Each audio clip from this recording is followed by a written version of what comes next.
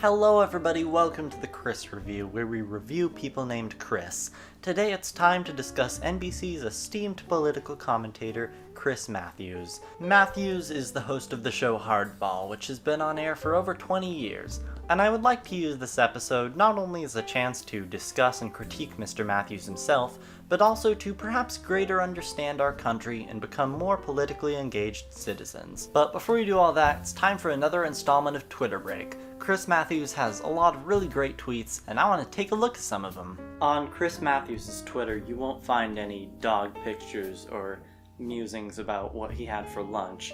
Mostly he talks about the same thing he talks about on his show, politics. Last year he released a book, I've discovered what the country is missing right now. Someone with heart, patriotism, and passion.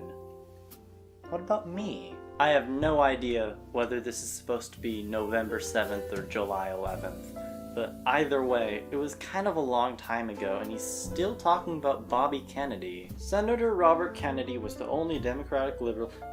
Bobby joined the Senate. He was willing to take on causes that didn't translate. Bobby's advocacy and his sense of right and wrong. Bobby's passion for the underdog made him want to unite people. Okay, the remainder of this Twitter break will have a no Bobby Kennedy policy. Got a retweet here. Former Speaker of the House John Boehner. John Boehner. I don't even need to read the rest of the tweet. I got some feuds with Donald Trump. President Trump commenting on Roseanne Barr. President Trump's response on Roseanne shows that he's still playing to his birther base. Okay. It's clear, with his out-of-left-field talk of a fictional spy ring. Fictional spy ring? I mean, I know there are a lot of Trump controversies, but I've not heard of this fictional spy ring. I guess that really just shows how much I know. Trump's strategy is the OJ strategy. Shift the question from guilt of the defendant to the conduct of the investigators.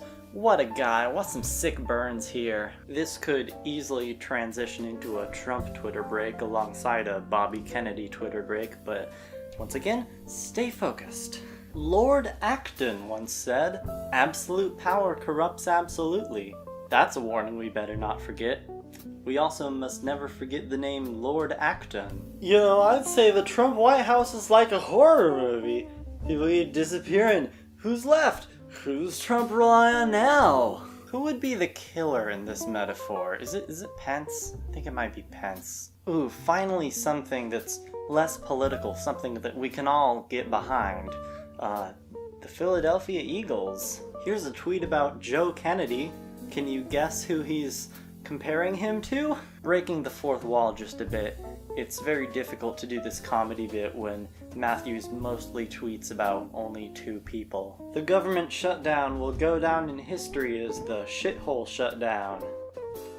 Well, I'm sorry to say, this tweet's over 5 months old, and it did not go down in history as that because that is a very dumb name. I've scrolled to the very beginning of January and he's still talking about Bobby Kennedy. He was on Political Wire Conversations with another Chris. I love this display of unity. And that's it. That's everything interesting. This was a waste of time.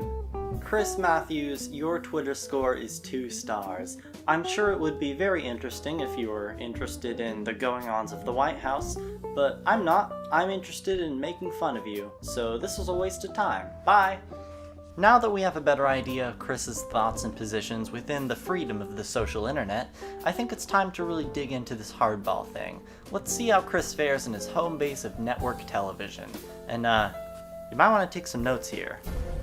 Trump Watch, Tuesday, April 10th, 2018. In East Africa, they call them the Wabenzi. They are the big shot government officials who drive around in their Mercedes-Benzes. Mercedes-Benzes. Here in Washington, they're called the Trump people. They fly first class. They find great housing at ridiculously low cost. And some demand motorcade escorts.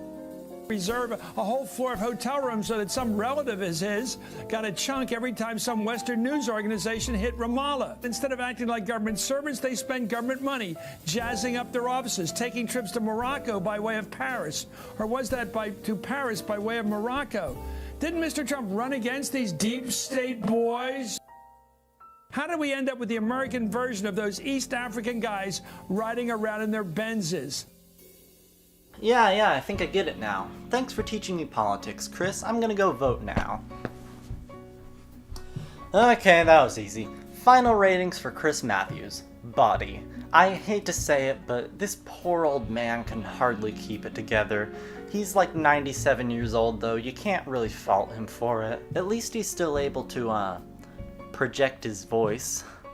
Maybe, a whole floor of hotel maybe rooms so that too some much. relative is his. 2 stars. Mind. I do in fact believe that listening to this man's show has expanded my brain and helped me understand what's really going on in this country. If not for Hardball, I would never have thought of, say, the influence of the Mercedes-Benz Company on the 2013 gubernatorial elections of New Jersey. 4 stars. And Soul. It takes a strong will to stand up to the storm of US politics. And frankly, I'm not even sure Chris Matthews has been able to. The levels of corruption and injustice in this government have rendered this man an empty shell of his former self. But he still hangs in there. He's still kicking. 3 stars. Final rating for Chris Matthews, 3 stars. Next time on the Chris Review, we may just have to look at another Chris.